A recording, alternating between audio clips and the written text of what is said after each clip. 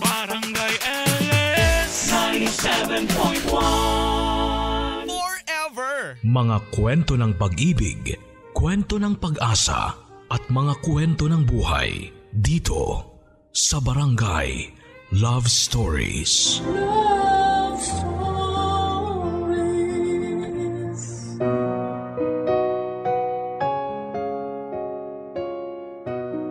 Ika nga ay walang permanente sa mundo, kundi ang pagbabago. Sa buhay na ito ay marami tayong makikilala at minsan ay kailangan nating magpaalam sa kanila. Ikaw, kapuso, naranasan mo na bang umasa para lang paulit-ulit na mabigo?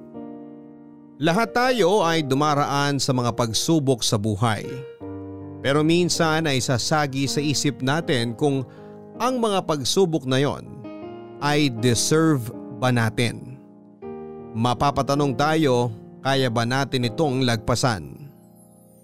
Mga kabarangay, etong eksaktong karanasan na nais ibahagi sa atin ni Hana, na simula kabataan hanggang sa nagkaanak ay paulit-ulit nang pinadadapa ng pagsubok sa buhay. Pero ang punto ng storya niya ay hindi para bigyan tayo ng kalungkutan, sa halip ay nais niyang maging instrumento upang pag-alabi ng pag-asa sa ating puso sa kabila ng mga pagdurusa. Handa ka na bang makarelate sa kanya? Alamin natin yan sa mga kwento ng pag-ibig, buhay at pag-asa sa nangungunang Barangay Love Stories. Dear Papa Dudut, magandang araw po sa inyo at sa inyong mga kabarangay. Tawagin niyo na lamang po ako sa pangalang Hana. 32 years old at sa kasalukuyan ay nagtatrabaho bilang store assistant sa isang tindahan ng mga damit dito sa Malabon. Una ko pong napakinggan ang inyong programa noong irekomenda ito ng mga katrabaho ko rito at simula noon ay naging libangan ko na nga po ang pakikinig sa inyo. Kaya naman na-inspired din po akong sumulat para ibahagi ang aking kwento na siguradong kapupulutan ng aral, inspirasyon at pag-asa ng ating mga kabarangay. Tubong Bulacan po ako at ang aking pamilya, Papa Dudut. Bunso ako sa 3 magkakapatid at nag-iisang babae. Ang aking tatay at nanay ay mayroong pinapatakbong maliit na tindahan ng mga kakanin sa palengke ng Bulacan na masasabi kong kumikita ng sapat para matustusan ang pangangailangan namin. Pareho pong masipag ang mga magulang ko, Papa Dudut. Naalala ko pa noong maliit pa lamang ako ay palagi nila kaming sinasamang magkakapatid sa aming tindahan tuwing Sabado. Tapos ay lumalabas naman kaming mag-anak para magsimba at mamasyal tuwing Linggo. At bilang bata, isa po yon sa pinakamasayang sandali ng buhay ko. Napakaswerte dahil meron akong perpektong pamilya, ngunit nagkamali po pala ako. Teenager pa lamang po ako nang mamatay ang nanay ko dahil sa sakit. Ilang araw bago ang graduation ko sa high school, dahil sa pagkawala ni nanay, ang perpektong pamilyang meron ako ay unti-unti nang nasira. Nagsimula po yon nang dumalas ang paglalasing ni tatay dahil sa sobra po niyang dinamdam ang pagkamatay ni nanay. Matapos ang libing ni nanay ay nagsimula na rin pong magbago si tatay. Hindi na siya tulad ng dati na mapagmahal at malambing sa amin. Lalo na sa akin. Si tatay po ay mas naging magagalitin at malamig ang pakikitungo sa amin. Akala ko ay lilipas din yon at babalik si tatay sa dati. Pero tumagal ng halos 1 taon ay lalo lamang lumala ang bisyo niya sa pag-inom ng alak.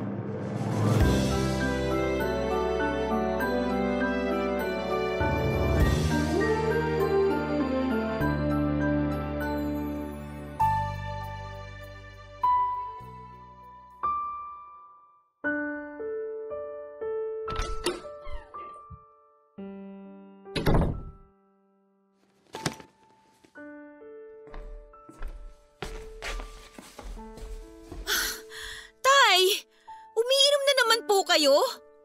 Akin na nga po yung bote at itatabi ko na. Ano ko ba? Akin na yan! Tay, tigilan niyo na ang pag-inom. Nakakarami na kayo. Tingnan niyo nga, lasing na lasing na kayo. Wala kang pakialam kung magpakalasing ako, Hana. Kaya akin na yung bote ng alak dahil ubusin ko pa yan. Hindi ko po ito ibibigay dahil marami na kayong nainom. Lintik kang bata ka. Sino ka para punayin ako? Hana, binabalaan kita. Kung ayaw mong masaktan, bigay mo na sa akin ang boteng yan. Tay naman bakit po ba kayo nagkakaganyan? Hindi naman po kayo ganyan dati Mabait po kayo, hindi po kayo pala inom ng alak. Manahimik ka! Kung ano-anong pinagsasabi mo. Sabi niyo sa amin dati masama ang uminom ng alak, pero bakit ngayon puro na lang yan ang ginagawa ninyo? Puro kayong inom, hindi na nga rin po kayo kumakain, tay. Ano bang pinagsasabi mo? Ginagalit mo talaga ako? Kailan ka pa natutong sumagot sa magulang mo, ha? Ha? Oh! Tingnan mo ginawa mo! Aray ko, tay! Tay, nasasaktan po ako! Napakatanga mo talaga! Ano ngayon kung nasaktan ka? Sana, naisip mo yan bago mo pinakailaman ang pag-inom ko! Tingnan mo! Tingnan mo ang ginawa mo! Sinayang mo pa ang alak ko! Napaka-intrimitida mo kasi! Tay, kung nandito lang po si nanay, sigurado magagalit siya sa inyo. Wala na ang nanay mo! Iniwan na niya tayong lahat! At hindi na siya babalik pa! Kaya wala na ding saysay na paulit-ulit mo pang banggitin sa pamamahay na to ang tungkol sa kanya dahil patay na siya! Patay na siya! Yan ang isaksak mo sa kokote mo! Tay, hindi ko po magagawa yan! Hindi ko kayang kalimutan si nanay! Hindi ako katulad ninyo! Bakit? Ano bang hinihintay mo? Bumangon sa hukay ang nanay mo at sasaluhan tayo sa almusal bukas? Mamamatay kang tanga! Patay na ang nanay mo at hindi na siya babalik! Yan ang isaksak mo sa utak mo, bobo! Hindi na natin makikita ang nanay mo kahit kailan. Hoy, tanga! Makinig kang maigi sa sasabihin ko. Walang sino man ang makakapagbawal sa akin na gawin ang mga bagay na gusto kong gawin. Hindi ang patay mong nanay at mas lalong hindi ikaw. Naiintindihan mo? O kailangan ko bang ulit-ulitin para matandaan ng mahina at kakarampot mong utak? Na wala kang pakialam kung uminom man ako maghapon at magpakalunod sa alak. Wala kang pakialam dahil alak lang kita. Naiintindihan mo ba? Sumagot ka! Sagot kundi tatadyakan ko yung mukha mo! Opo, tay. Sorry po. Tigilan mo nga yung pag-iyak mo. Kasalanan mo naman kung bakit ka nasaktan Masyado ka kasing pakialamera. Tumaan ka na, pinapainit mo talaga ang ulo ko, lintik ka Mabuti pa ikuha mo na lang ako ng alak dahil sinayang mo yung iniinom ko. At huwag ka na ulit makakabasag ng bote. Dahil malilintik ka na talaga sa akin. Dalihan mo na. Bago ko pa ipakain sa iyo mga bubog dyan sa sahig, buwisit ka. Kumilos ka na.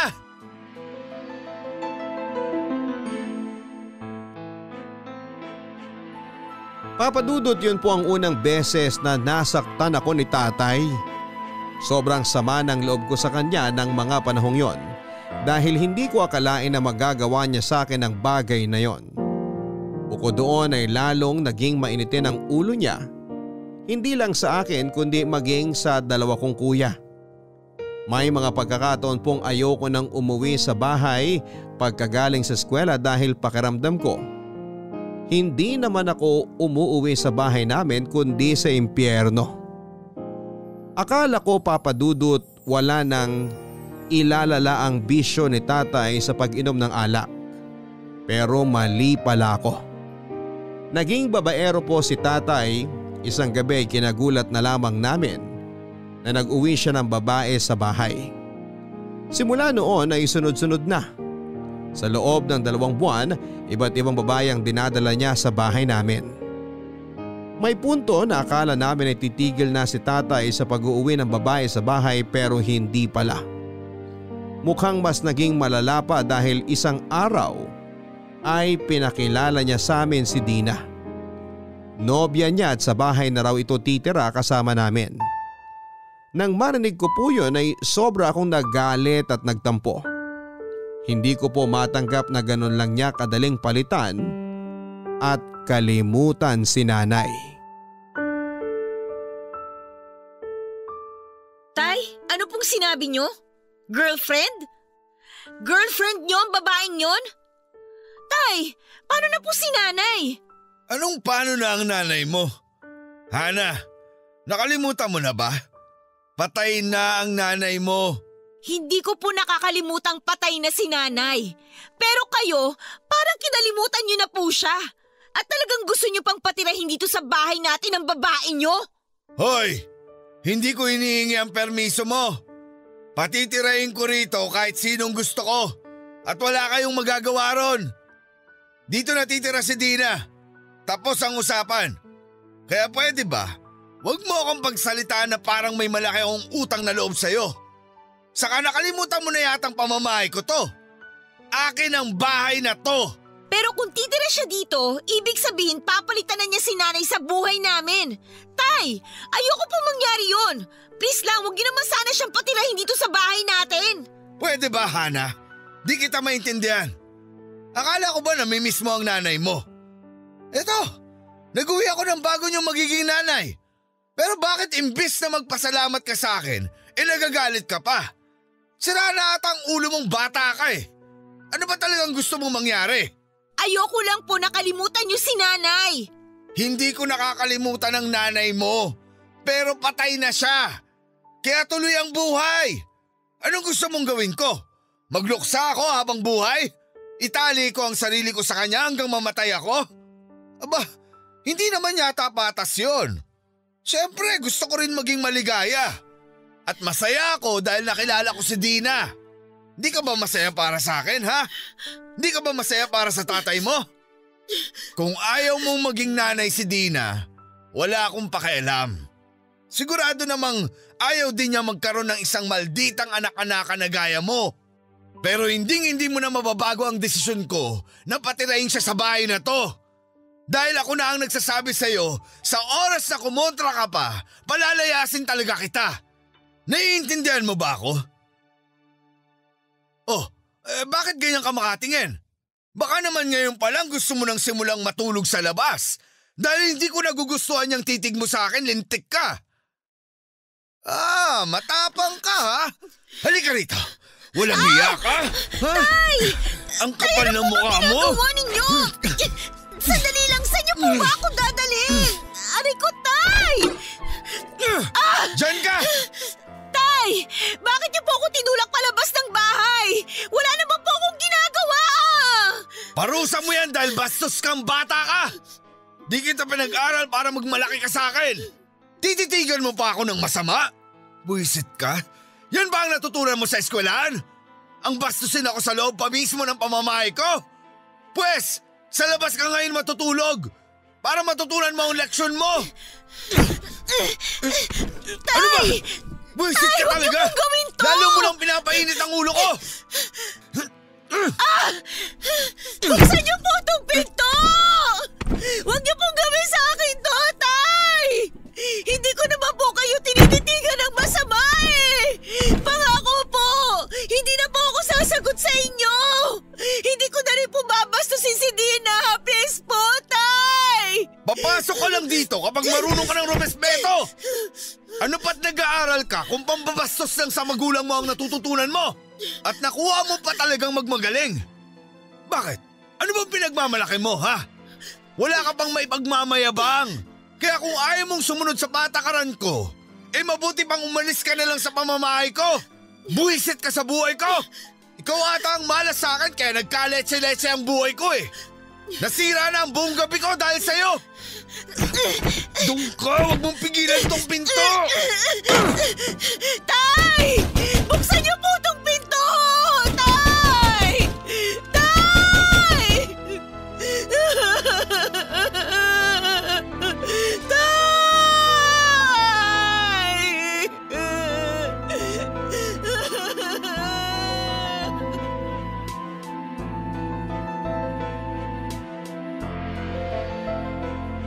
Papadudot halos maubos na ang mga luha ko sa kakaiyak para lang papasukin ako ni tatay sa bahay namin.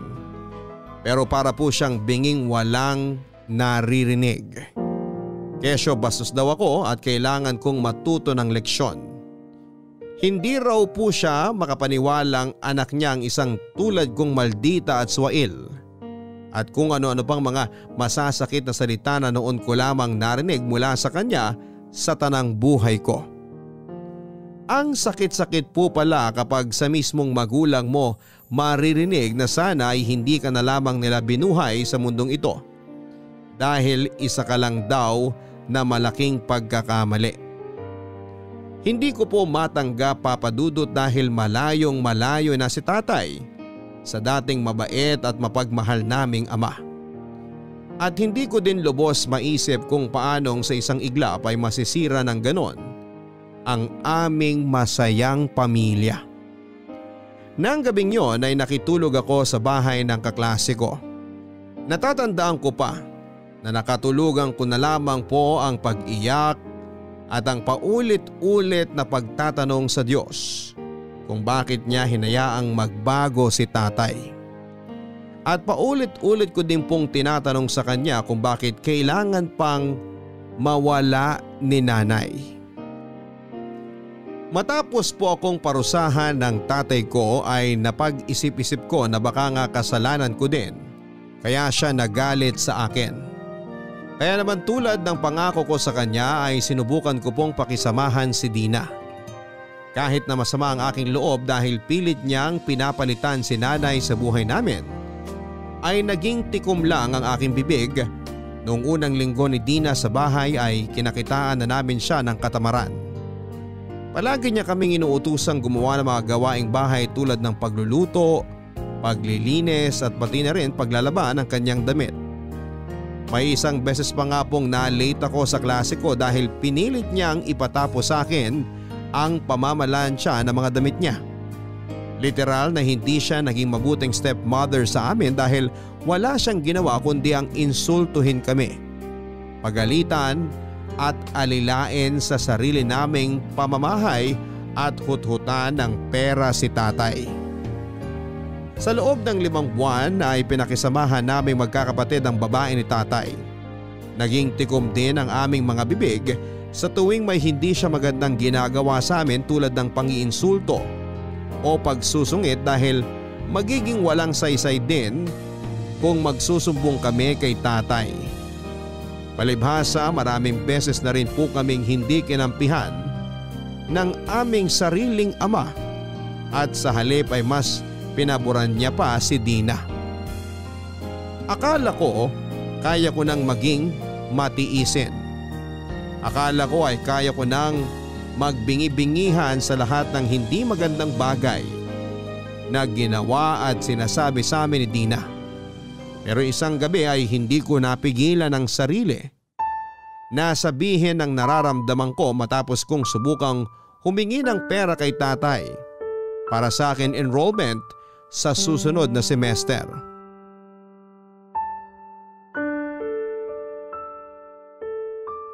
Ano na naman ba yun, Hana? Hindi mo ba nakitang umiinom ako rito? Napaka-istorbo mo eh.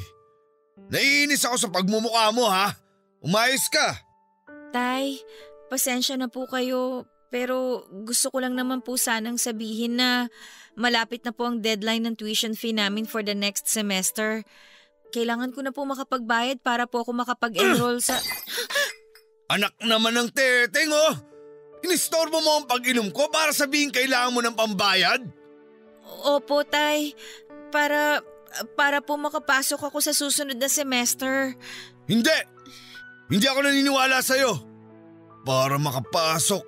Sinong niloloko mo? Ako? Tingin mo bobo rin ako katulad mo? Nagsasabi po ako ng totoo. At saka saan ko naman po gagastusin yung perang pang tuition fee ko kung sakali? Anong malay ko? Mami, panglakwatsa mo lang yun eh. Ipang-gimmick nyo lang ng mga barkada mong polpol. Hindi po, Tay. Hindi ko po magagawa yun. Bakit ba kasi gusto mo pang magtapos sa pag-aaral ha? Eh ang baba naman ng mga grado mo. Wala rin kwenta ang diploma mo kung puro naman 5 ang grado mo. Akala mo ba di ko alam? Hana, tigilan mo na ang ilusyon mo na makatapos ng pag-aaral. Dahil mahihirapan ka lang din to pa rin yun. Huwag ka na mag-aral. Magtrabaho ka na. Pero Tay, hindi ba dapat sinusuportahan po ninyo ang pag-aaral ko dahil anak ninyo ako? Anak nga kita. Kaya nga ngayon pa lang sinasabi ko na sa'yo ang kahihinatnan mo sa hinaharap. Sige ka, ikaw din. Baka sisihin mo pa ako at sabihin mong di kita binalaan. Bakit di mo nalang gayahin ang mga kuya mo? Di na sila pabigat sa akin. Dahil mas pinili na lang nila magtrabaho kesa ipagpatuloy pa ang pagtatapos sa kolehiyo. Kasi para saan din naman, di ba? Wala rin namang matinong kumpanya ang tatanggap sa inyo. Kaya bakit nyo papipiliting makagraduate? Kaya ikaw, Hana, tigilan mo na ang pangarap mong yan at matuto ka na magbanat ng buto. Aba, lumalaki ang mga gastusin natin dito sa bahay. Matuto ka namang makiramdam at magkusa kang tumulong. Eh bakit kayo? Ano po bang ginagawa niyo sa pera ninyo? Di ba, inuubos niyo lang po sa bisyo ninyo? Puro na lang kayo pag-inom ng alak, sugal, sigarilyo. Tapos sa amin niyo ipapasa ang responsibilidad para buhayin ang pamilya natin? Tay, para naman pong hindi yata patas yun. At anong patas para sa'yo, ha? Pera ko naman ang pinambibili ko ng alak. Pera ko naman ang pinangsusugal ko. Pera ko yun. Hindi sa'yo. Sa akin yun. Kaya ano bang inaangal mo dyan? Saka sinasabi ko lang naman ang totoo ah. Malaki ka na, Hana. Imbis na mag-aral, dapat nagtatrabaho ka na. Subukan mo na kaya magbanat ng buto para naman magkaroon ka ng silbi. Para kang nanay mo nung nabubuhay. Sa tuwing nag-aaway kami, puro satsat, puro reklamo. Huwag na huwag niyo pong idadamay si nanay dito. Dahil kung buhay siya, siguradong hindi po ito mangyayari sa amin, sa atin. Kung buhay siya, oo. Pero ilang beses ko bang dapat isaksak dyan sa makitid mong utak? Napatay na ang nanay mo. Si Dina na ngayon ang kasama ko. Siya na ang nanay mo ngayon. Dina! Puro na lang po kayo Dina! Dina! Dina! Tay, bakit mo parang mas mahal niyo pa ang Dina na yan kaysa sa aming mga anak ninyo? Bakit kung manghingi siya ng pera sa inyo kahit sa walang kakwenta-kwenta niya ginagastos, binibigay niyo kaagad? Pero bakit kapag kaming mga anak ninyo, grabe kayo kung magdamot? Aba, syempre, girlfriend ko si Dina. May karapatan siya sa kung ano ang sakin. At gaya ng sinabi ko, pera ko naman ang ginagastos niya, hindi sa inyo, hindi sa'yo. Kaya pwede ba, bago pa uminit ng gusto ang ulo ko sa mga walang kabuluhan na pinagsasasabi mo dyan, lumayas ka na sa harapan ko. Alam mo, istorbo ka kasi sa pag-inom ko eh. Ano? Di ka pa talaga alis? Tay, gusto ko po makapagtapos ng pag-aaral. Kailangan ko pong magbayad ng tuition para sa darating na semester para po makapasok ako. Kung humingi ka sa akin, akala mo may patago kang pera. Kahit umiyak ka palang dugo dyan, wala nga akong maibibigay sa'yo. Sundin mo na lang kasi ang payo ko. Huwag ka na mag-aral at maghanap ka na lang ng trabaho para naman hindi ka na maging pabigat.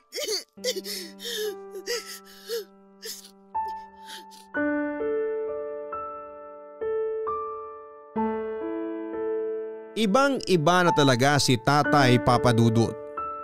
Hindi na siya ang dati naming malambing at mapagmahal na tatay. Nagbago na siya at habang tumatagal ay hindi ko na siya nakikilala.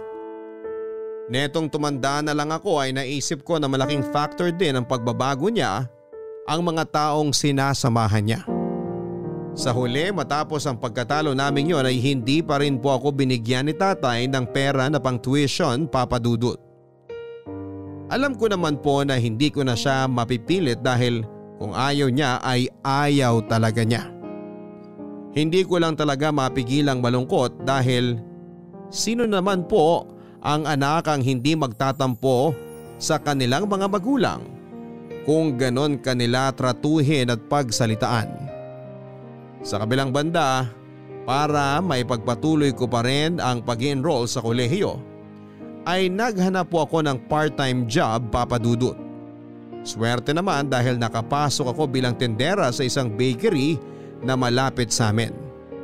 Hindi kalakihan ang sahod pero matipid naman po ako kaya nakaipon ako ng sapat para maipang down payment.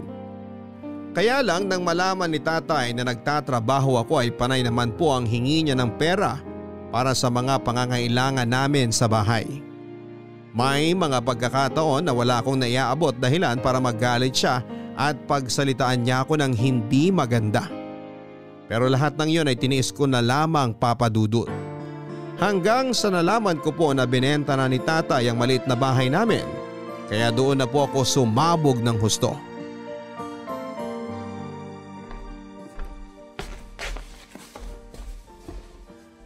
Mano po, Tay?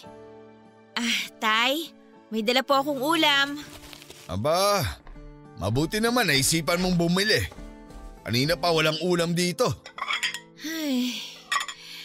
Tay, sino po yung mga lalaking nakasalubong ko kanina galing dito sa bahay? Bakit mo tinatanong? Ilagay mo nga dyan sa mesa tong pinggan at kanina pa ako nagugutom. Ngayon ko lang po kasi sila nakita eh. Ano pong ginagawa nila dito, Tay? Bakit ba ang dami mong tanong? Buwisit.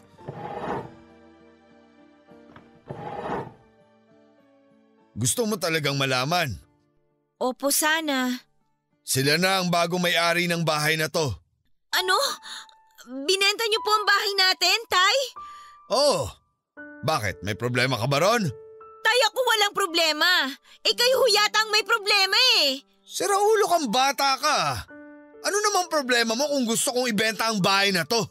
Baka nakakalimutan mo. Akin ang bahay na to, Hana. Pero hindi niyo naiintindihan. Ang bahay na to na lang ang meron tayo tapos mawawala pa? Tsaka, hindi niyo ba naisip na nasa bahay na to ang lahat ng alaala ni nanay? Kapag nawala ang bahay na to, parang nawala na din ang tuluyan si nanay, Tay. Di pa rin ba tayo tapos sa usapang yan tungkol sa nanay mo? Alam mo, kaya hindi mo matanggap na wala na siya kasi palagi mo pa rin siyang iniisip.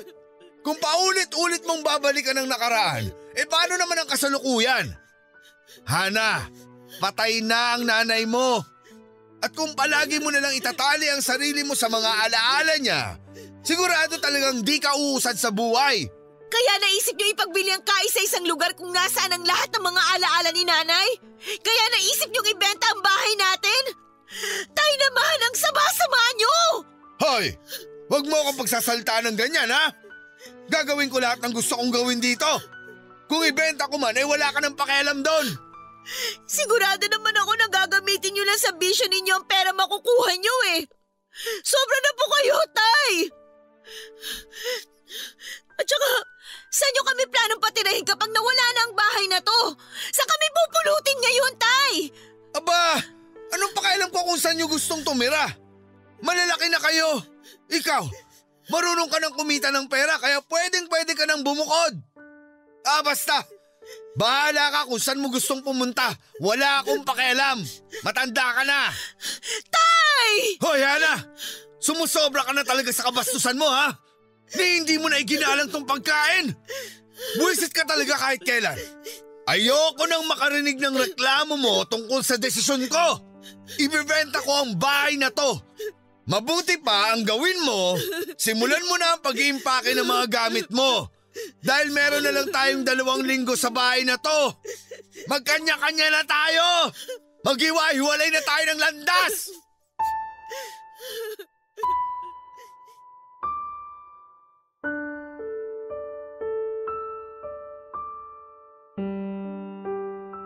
Magdamag ko pong iniyak ang desisyon ni tatay na ibenta ang bahay namin, Papa Dudut. Ang bahay na lang kasi namin ang ari-ariang meron kami. Tapos ay nagawa pa niyang ipagbili.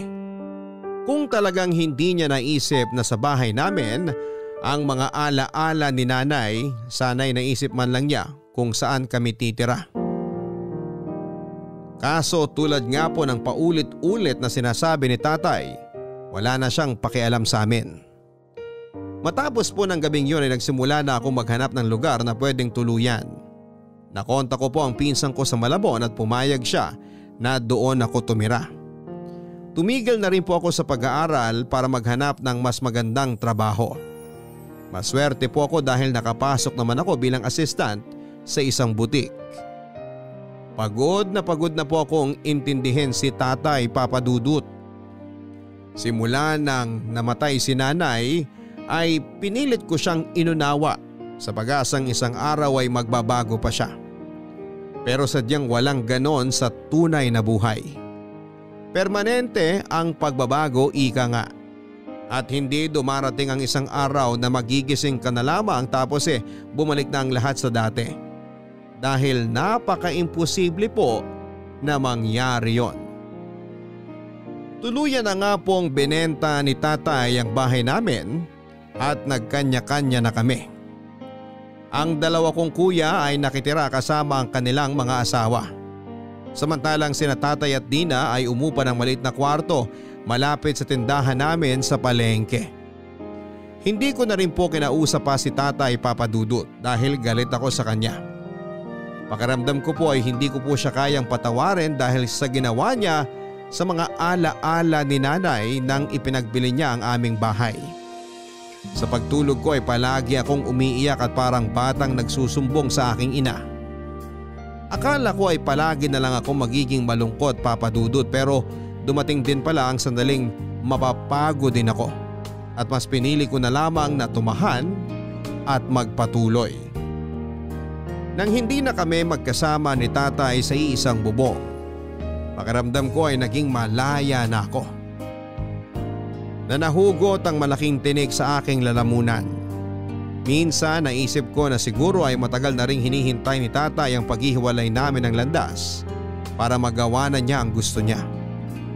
Hanggang ngayon ay hindi pa rin ako makapaniwala na may ganun palang uri ng magulang. Kaya naman naisip ko na hindi ko tutularan si Tatay sakaling magkaroon ako ng anak.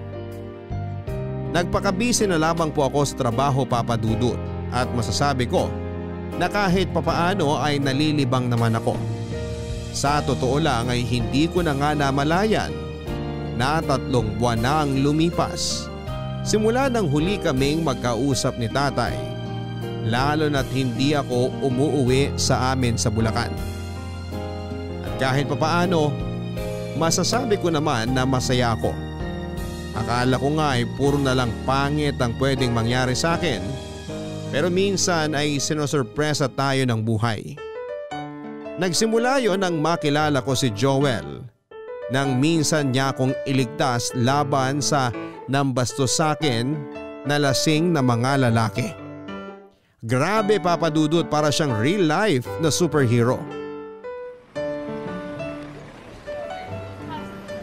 Naku Joel, huwag kang mahihiya ah. Kumain ka lang hanggang gusto mo, libre ko. Kuya, padagdag pa ho ng tokwa ha. Salamat po. Salamat ho. O ito, tokwa, kumain ka.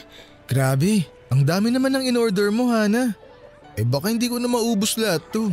Ano ka ba? Maliit na bagay lang naman yan kumpara sa ginawa mong pagtulong sa akin laban dun sa mga lasinggerong yon. Ay, iniisip ko pa lang na kung hindi ka dumating, siguradong may nangyari ng hindi maganda sa akin. Oo nga. Mabuti na lang hindi ako nahuli ng dating. Sa susunod kasi huwag ka nang dumaan dun sa kantong yun. Alam ko madalas natambayan ng mga lasing yun eh. Hindi ko naman kasi alam eh. Sa susunod talaga hindi na ako dadaan doon, promise. Pero teka lang, taga rito ka ba? Kasi parang ngayon lang kita nakita eh. Dito lang ako nagtatrabaho pero taga Cebu talaga ako. Cebu? Tapos Malabon? Ang layo mo naman? Oo, medyo malayo nga kaya minsan lang ako umuwi sa amin. Nakikituloy ako sa bahay ng kaibigan ko. Sa totoo lang, palagi kitang nakikitang dumadaan sa tapat ng bike shop na pinapasukan ko. Taga rito ka lang ba? Taga Bulacan talaga ako pero dito na ako nakapagtrabaho sa Malabon. At saka tulad mo, nakikitira lang din ako. Sa bahay naman ng pinsan ko ako tumutuloy. Sa totoo lang, Hana, simula nung unang beses na makita kitang dumaan sa tapat ng bike shop namin, palagi na talaga kitang inaabangan eh. Inaabangan? Gusto kasi kitang makilala para sana maging magkaibigan tayo. Kaso, medyo hindi ako makada-moves dahil Natotorpe ko pag palapit ka na. Pero ang tapang-tapang mo nung iniligtas mo ako sa mga lasenggo. Kaya pasensya ka na kung medyo nahihirapan akong paniwalaan na natutorpe kang makipagkilala sa akin. Iba naman kasi yung sitwasyon kanina at saka yung pagpapakilala ko sa'yo. Magkaiba yung dalawang yun.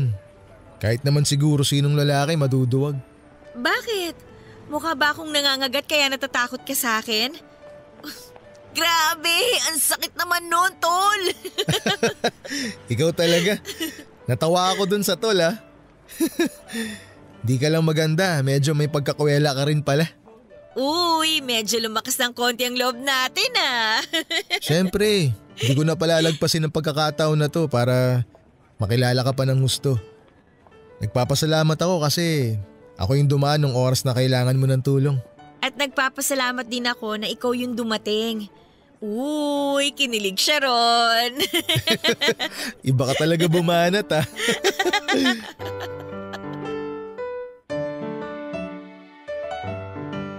Bago kami maghiwalay ng gabing yon ay tinanong ako ni Joel kung pwede raw ba kaming lumabas sa darating na linggo para mas magkakilala, bagay na hindi ko naman pinagdamot sa kanya. At masasabi ko na naging maayos ang unang date namin.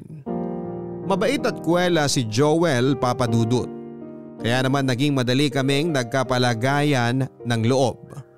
At habang nagdadaan ang mga araw ay mas nagiging malapit kami sa isa't isa. Hindi nga nagtagal ay niligawan ako ni Joel at pagkalipas ng 2 buwan ay sinagot ko siya. Palibhasa ramdam ko na sincero siya sa mga salita niya at magiging ligtas akong kasama siya. Sobrang saya ko nang maging kasintahan ko si Joel, Papa Dudut. Pakiramdam ko ay siya na talaga ang lalaking itinadhana para sa akin. Na siya na ang lalaking tinakda ng langit para makasama ko sa panghabang buhay. At lalo pa nga pong nag-umapaw ang saya na nararamdaman ko sa aking puso nang malaman kong ipinagbubuntis ko ang anak namin. Excited po akong ibalita kay Joel ang pagbubuntis ko, Papa Dudut. Kaya naman ang araw na malaman kong positive ang resulta ng pregnancy test ko ay pinapunta ko kaagad siya sa tinutuluyan namin ng pinsan ko. Saktong nasa trabaho ang pinsan ko noon at ako lang mag-isa sa bahay kaya naisip kong magandang pagkakataon yon para sabihin na kay Joel ang magandang balita. Habang naghihintay, may mga senaryong nabubuo sa isipan ko kung ano ang magiging reaksyon niya kapag nalaman niyang magiging tatay na siya. Grabe, Papa Dudut. Naisip ko pa ngang baka maiyak siya sa tuwa dahil sobrang hilig niya sa mga bata. Naikwento kasi niya noon na siya daw ang nag-aalaga sa mga pamangkin niya. Kaya siguro ako na magugustuhan niya ang magandang balita tungkol sa pagbubuntis ko. Pero maling akala lang pala ang katuparan ng isang masayang pamilya na bubuoy naming magkasama ni Joel. Dahil nang sinabi ko sa kanya na buntis ako ay kabaliktaran ng lahat ng magandang senaryong naisip ko ang naging reaksyon niya. Pakis nga ako sa'yo, babe. Ano ba yung sinasabi mong magandang balita? At talagang excited ka pa na makita ako? Babe, ano kasi… Ano ba yun? Medyo kinakabahan ako ha. Lika, mapo muna tayo. Akin ang kamay mo. Oh, bakit pinapahawak mo yung tiyan mo sa akin? May masakit ba sa tiyan mo? Gusto mo ba dalhin kita sa ospital? Ano ka ba naman? Walang masakit sa tiyan ko.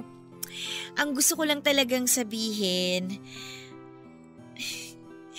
may baby sa loob. Baby? Oo, may baby na sa sinapupunan ko, babe. Buntis ako sa magiging baby natin. Teka, sandali. Oh, babe, bakit tinanggal mo ang kamay mo? Anong ibig mong sabihin? Buntis ka? Oo, babe. Buntis ako. Kanina ko lang nalaman nung nag-positive ulit ang PT ko. Gusto mo bang makita para maniwala ka? Sandali lang ha, nandito lang yan sa drawer eh.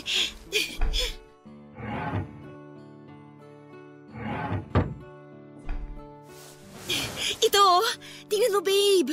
Positive. Teka, bakit ang tahimik mo naman yata? Medyo pinapakaba mo naman ako babe. Bakit ba kasi nakasimangot ka dyan? Hindi mo ba nagustuhan ang balita ko na buntis ako? Babe, ano kasi, di lang ako makapaniwala. Ay, akala ko naman kung ano na. Actually, ako din nga na-shock ako nung nalaman kong positive eh. Pero at the same time, na-excite talaga ako babe. Magkaka-baby na tayo, magiging tatay ka na! Sandali lang ha. Bakit babe? Hindi ka ba masaya? Kala ko ba gusto mo na maging tatay? Ito, magkaka-baby na tayo, magiging tatay ka na! Pwede ba tumahimik ka muna? Oh, teka, bakit ka sumisigaw? Ang ingay mo kasi. Hindi ako makapag-isip ng matino. Bakit ka ba nagagalit? Sandali, ano bang kinakagalit mo? Gusto mo talagang malaman kung ano? Oo! Yan! O bakit mo tinuturo ang tiyan ko? Nandyan ang kinakagalit ko. Nandyan sa tiyan mo. Ano bang pinagsasasabi mo? Hindi ka ba masaya na magkakaanak na tayo? Mukha ba akong masaya? Ha? Nakita mo ba ako nagtatatalon sa tuwa dahil sa sinabi mo? Tarantado ka pala eh! Tarantado na kung tarantado pero hindi pa ako handang maging ama. Ayoko sa baby na yan. Hindi ko matatanggap yan. Paano mo nasasabi yan ha? Anak natin ang baby na nasa tiyan ko! Sorry pero kailangan ko nang umalis. Teka, sandali lang! Ano ba? Bitawan mo ako! Saan ka pupunta? Bitawan Sandali mo lang, ako, sabi! Babe! Kailangan ko munang mapag-isa, okay? Kailangan ko mag-isip dahil masyadong biglaan ang lahat. Masyadong biglaan yung pagbubuntis mo. Gago ka ba? Ano masyadong biglaan ang pinagsasasabi mo? Masyadong biglaan na nabuntis mo ko? Ganun ba yon? Sabihin mo, ganun ba yon? Oo! Kaya pabayaan mo na lang muna akong umalis. Sandali lang! Ano ba? Sabing bitawan mo ako eh. Kailangan ko makapag-isip kaya kailangan ko nang umalis. Babe, sandali lang. Huwag ka munang umalis. Mag-usap tayo. Sige na. Babe! Babe, bumalik ka dito! Huwag kang umalis, Joel! Joel!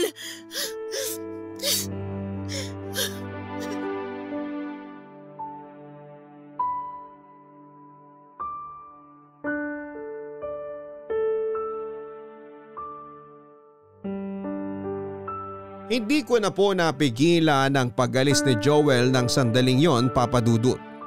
At wala na rin po akong nagawa kundi ang humagulhol ng iyak.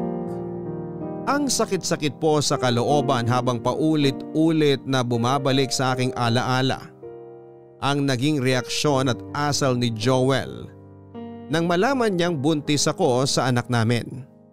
Pakiramdam ko, Papa Dudut, ay trinaydor ako ni Joel. Bakit kailangan niyang sabihin na hindi pa siya handang maging tatay samantalang hindi yon ang inaasahan kong isasagot niya? Naisip kong baka nga nagkamali lamang ako ng akala. Lumipas ang 2 araw bago ako nakatanggap ng text mula kay Joel, Papa Dudut. Pero ibang-iba na siya sa dating Joel na malambing at mapagmahal na una kong nakilala. At kahit na tinanggap niya ang pagbubuntis ko, pakiramdam ko ay hindi siya sensero at napipilitan lamang siya. Bukod doon ay naging malamig din ang pakikitungo niya sa akin. Pero sa kabila ng lahat ay inintindi ko pa rin si Joel dahil mahal ko siya. Naisip ko din na baka nalilito lamang siya o nabibigla dahil sa mga pagbabago, lalo dahil malapit na kaming maging magulang. Umaasa naman ako, Papa Dudut, na baka isang araw ay magbago rin siya para sa ikabubuti ng aming bubuing pamilya. Pero mas naging dahilan lamang yon para dumalas ang aming pag-aaway. Mabilis na lumipas ang 3 buwan ng aking pagbubuntis. Pero hindi pa rin nagbago si Joel, Papa Dudut. Dumalang na rin ang aming pag-uusap ng matino sa halip ay dumadalas naman ang aming pag-aaway. Personal man o sa telepono. Ultimo maliliit na bagay ay aming pinagtatalunan, Papa Dudut. At walang pinipiling sitwasyon o pagkakataon si Joel para maggalit sa akin. Ngunit lahat ng yon ay pinili kong tiisin dahil ayoko maapektuhan ang batang nasa aking sinapupunan. Kaya kung kaya kong habaan ang aking pasensya at pangunawa kay Joel ay ginagawa ko. Hanggang sa dumating na ang pinakahihintay kong araw, Papa Dudut. Ang araw kung kailan isinilang ko na ang anak namin. Iba pala sa pakiramdam kapag nakita at nahawakan mo na ang baby mo. Nakakapanandig balahibo. Kumbaga sa kwento ay nasa pinakamagandang bahagi na ako. Ang saya-saya sa pakiramdam na marinig ang unang iyak ng aming anak, Papa Dudut. Pero kabaligtaran naman ang nararamdaman ko kay Joel. Sa hindi ko mabilang na pagkakataon ay umasa na naman kasi akong matapos kong may panganak ang aming baby ay matatauhan na siya, subalit pagka-uwi pa lamang namin galing ospital matapos kong 3 araw na manatili doon ay kinausap ako ni Joel para sabihin gusto na niyang makipaghiwalay sa akin. Nang sandaling marinig ko ang masakit na salitang yon ay para akong pinagsakluban ng langit at lupa. At para akong binuhusan ng malamig na tubig, dahilan para akong magising mula sa aking masayang panaginip. Babe, tingnan mong baby natin, oh. Ang ganda-ganda niya, di ba? Parehong-pareho kayo ng ilong at labi. Nakakatuwa. Excited na akong alagaan siya. I'm sure challenging man ang bawat araw pero rewarding pa rin. Ikaw ba? Anong naramdaman mo nung unang beses mo siyang makita? Ako kasi, hindi ko maipaliwanag yung feeling eh. Para akong lumulutang sa ulap. Ang saya-saya. Hana, pwede ba tayo mag-usap? Tungkol saan? Tungkol sa ating dalawa. Ano ba kasi yun? Medyo pagod kasi ako ngayon eh. Tsaka gusto ko sana magpahinga muna. Importante lang. Babe, tungkol ba saan ang pag-uusapan natin? Tungkol ba kay baby? O anong tungkol sa kanya? Hana, hindi na ako magpapaligoy-ligoy.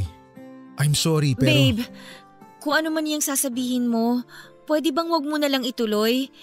Kasi parang hindi ko alam kung kakayanin ko yung maririnig ko eh. Hana, I'm sorry.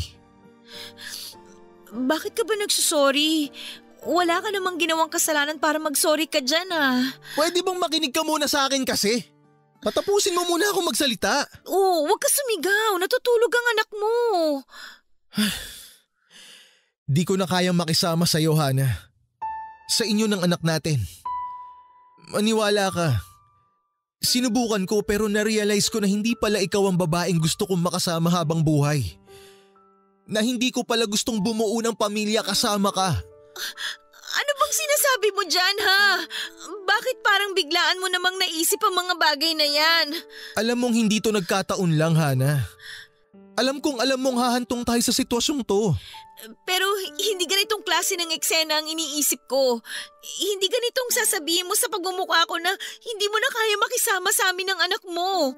Babe, hindi ka ba man lang nakakaramdam ng kaligayahan dahil nagbunga ang pagmamahala natin? Hindi ka man lang ba naging masaya nang unang beses mo nakita ang anak mo? Hindi kita maintindihan. Paano hindi mo na pala gustong bumuo ng pamilyang kasama ako? Kami ng anak mo, bakit parang biglaan naman yata? Dahil may iba na akong mahal. At di na ikaw yun. Okay.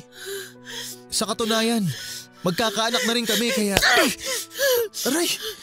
Bakit mo ako sinampal? Ano bakit kita sinampal? Nakuha mo pa talagang magtanong kung bakit kita sinampal, ha? Tanga ka ba? Napakagago mo! Walang iya ka! Ano Walang ba? iya ka! Walang Hana! iya ka! Itigil mo na nga yung paghampas mo sa akin!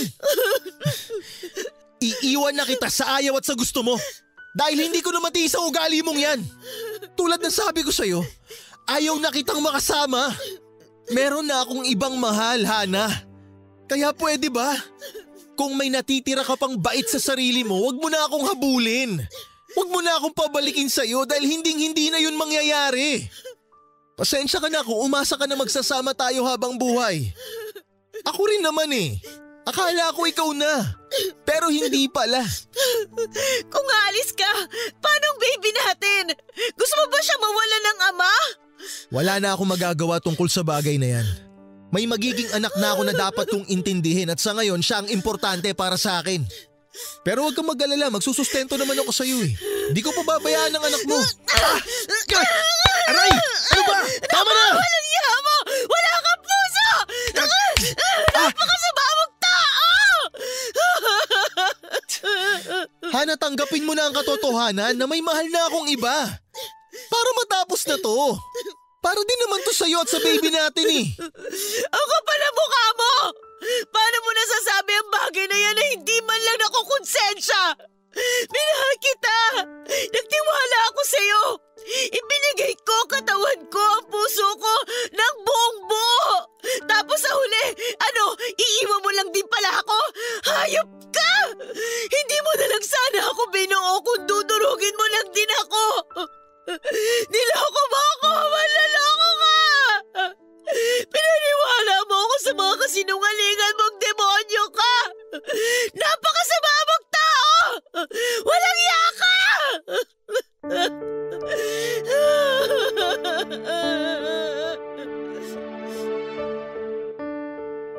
Daig ko pa ang namatayan nang tuluyan na kaming iniwanang mag-ina ni Joel.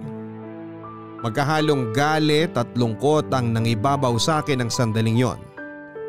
Galit para sa mga pangako namin ni Joel sa isa't isa na kahit kailan ay hindi na matutupad pa dahil imbes na kami ay sa isang babae niya binalak na tuparin ang mga pangarap na binuo namin.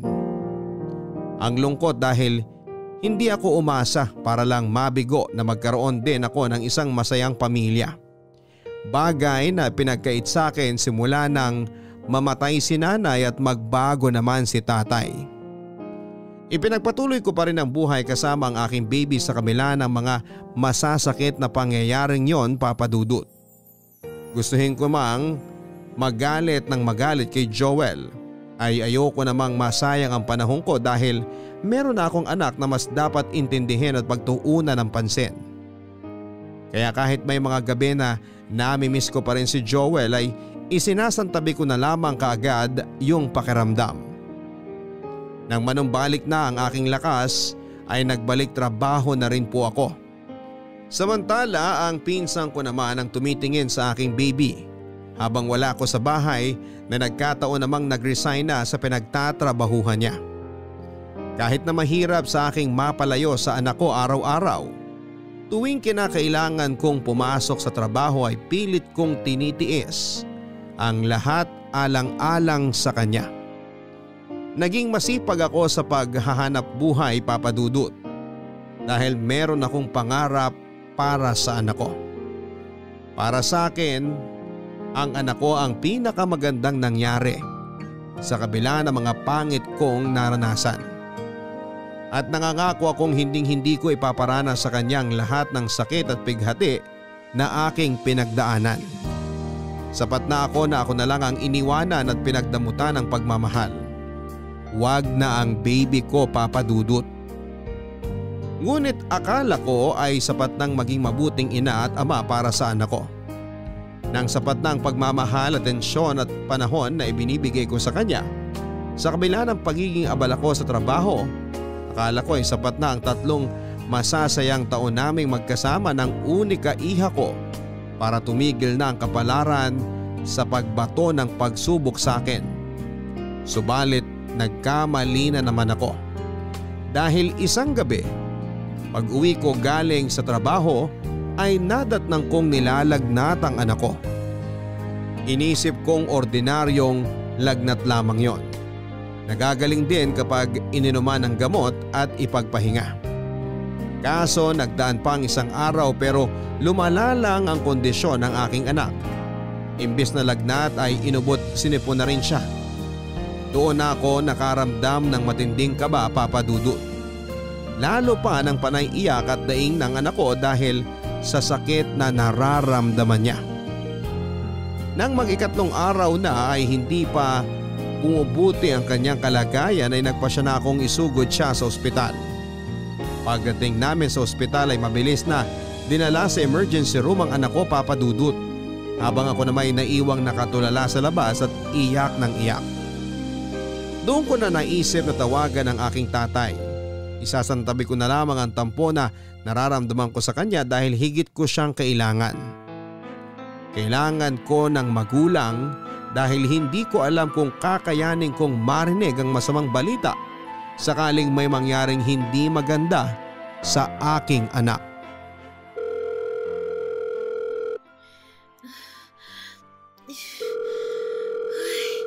Tay, sige na po. Sagutin niyo na ang phone. Hello? Dina? Sino to? Hana? Ikaw ba yan? Oo, ako nga to. Nasaan ang tatay ko? Aba! Anong nakain mo at naisipan mong tawagan ng tatay mo, ha? Wala ka nang pakialam doon. Ang tatay ko ang gusto kong makausap at hindi ikaw. Kaya pwede bang pakibigay mo na sa kanyang cellphone? Ano ako, baliw? Hindi ko ibibigay sa kanya tong phone dahil wala rin namang kwenta kung magkakausap pa kayong mag-amay eh. Ano bang pinagsasabi mo? Kahit mahigit 3 taon na ang lumipas, wala pa rin namang nagbago sa tatay nyo. Wala pa rin naman siyang pakialam sa inyong magkakapatid eh. Kaya nga sinasabi ko na sa'yo na wala ring saysay na kausapin mo pa siya. Walang yaka! Huwag kang sumigaw, kalma ka lang! Huwag mo na ulit susubukang tawagan o kausapin ng tatay mo dahil lalo ka lang masasaktan. Never nga kayong hinanap nung naghiwa-hiwalay kayo ng landas eh. Kaya mas maganda na panatilihin na lang nating malayo tayo sa isa't isa. Gets mo ba? O diba? Tama ako? Bye, Hana. Tandaan mo ang sinabi ko. Huwag na sanang mag-cruise sa mga landas natin, okay? Bye-bye! Teka Dina, kailangan ko makausap ang tatay ko! Hello? Tama, si Joel. Kailangan malaman ni Joel ang nangyayari sa anak niya. Kailangan siya ng anak niya.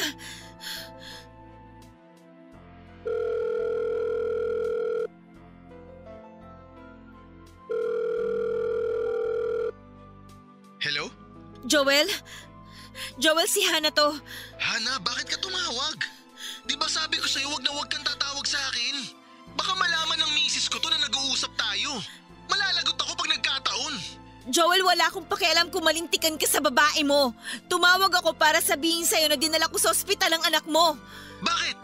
Ano bang nangyari?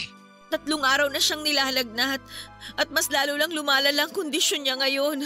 Nung daling ko siya dito, isinugod siya kagad sa ER. Joel, natatakot ako. Natatakot ako para sa anak natin. Ang arte-arte mo naman eh. Ospital yan, may mga doktor dyan. Di nila pababayaan ang anak mo. Kaya huwag ka na nga umiyak-iyak dyan. Nakakabuisit ka eh. Joel, naririnig mo ba ang sarili mo? Hindi ka man lang ba nag-aalala para sa anak natin? Para sa anak mo? Mas nag-aalala ako kung mauhuli ako ng misis ko na kausap ka. Buisit. Ang dami mong drama eh. Talagang gusto mo pa ako mapahamak eh, no? Bahala ka na sa buhay mo. Kaya mo na yan, malaki ka na. Sige na. Joel! Hello, Joel! Joel!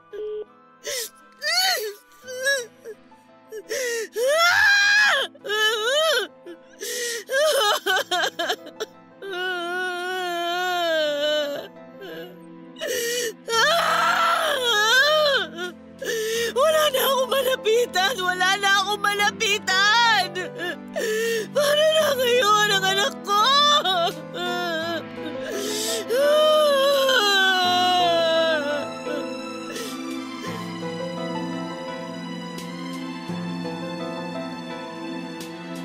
Namatay ang anak ko sa edad na 3 dahil sa pulmonya at mga komplikasyon nito. Parang humiwalay ang kaluluwa ko sa katawan ko ng oras na yon. Ang sakit na naranasan ko noong iniwan ako ni Joel ay simple kumpara sa tindi ng sakit na nararamdaman ko matapos kong makita ang maputla at wala ng buhay na katawan ng aking anak.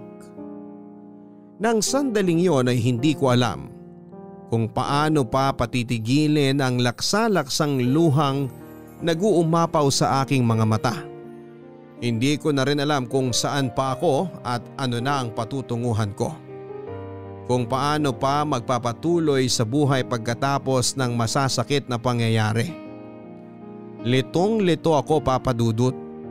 Sobra na ang mga pasakit at kulang na lang ay mawala na ako sa katinuan at tuluyan ng mabaliw. Pagod na ako at gusto ko na lang ding mamatay nang sa ganon ay makasama ko na ang aking anak sa kabilang buhay. Pero sabi nga nila merong dahilan kung bakit tayo pinadadaan ng Diyos sa mga matinding mga pagsubok. Pinaparamdam niya sa atin ang matinding kalungkutan at kapighatian para matuto tayong tumawag sa Kanya, Papa Dudut. Sa Kanya ako kumapit noong mga panahong pakiramdam ko ay gusto ko nang bumitaw at sumuko na lamang sa buhay. At totoong hindi niya ako pinabayaan. Magpahanggang sa ngayon ay iniiyakan ko pa rin ang nangyari sa aking anak kahit na ilang taon na ang lumipas. Araw-araw ko siyang nami-miss, Papa Dudut. Kung hindi siguro siya namatay ng maaga ay magkasama pa rin kami at masayang nanonood ng cartoons o kumakain ng paborito niyang ice cream. Kaso hindi ganon ang buhay. Minsan hindi ito katulad ng ating akala. Pagka ganon pa man ay natutunan ko na sa kabila ng mga pangit at masasakit na pinagdadaanan ay palagi ding may pag-asa. Meron pa ring pag-asa na tumulong sa akin para tumahan, lumaban at magpatuloy. At ang pag-asang yun ay natagpuan ko sa ikabuturan ng aking puso. Sa ngayon, Papa Dudut, ay 4 na buwan kong ipinagbubuntis ang kapatid ng aking panganay. At labis-labis na ang saya ang aking nararamdaman dahil sa pagkakataong ito, hindi lang ako ang nasasabik na makita ang aming munting anghel sa lalong madaling panahon dahil ganun din ang nararamdaman ng aking mister. Oo, Papa Dudut, akala ko hindi na ako iibig pang muli lalo pat natatakot na rin akong masaktan at magkamali. Pero walang imposible sa Diyos.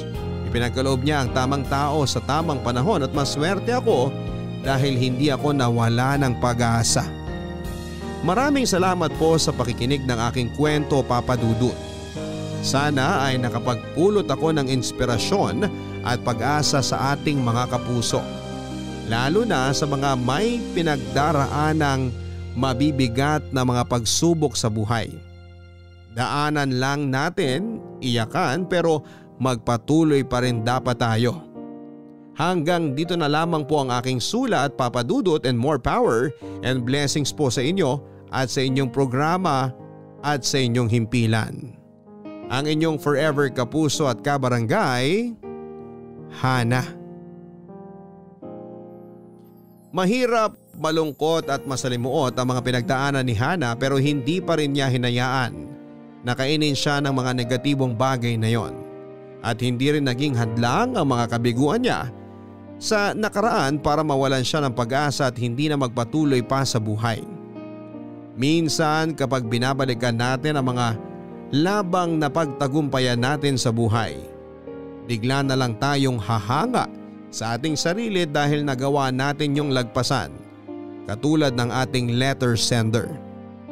Mga kabarangay, marami sa atin ang dumaraan din sa mga hamon ng buhay na minsan ay pinipili na lamang nating isolo. At may mga pagkakataon na iniisip natin na para bang hindi na natin ito kakayanin.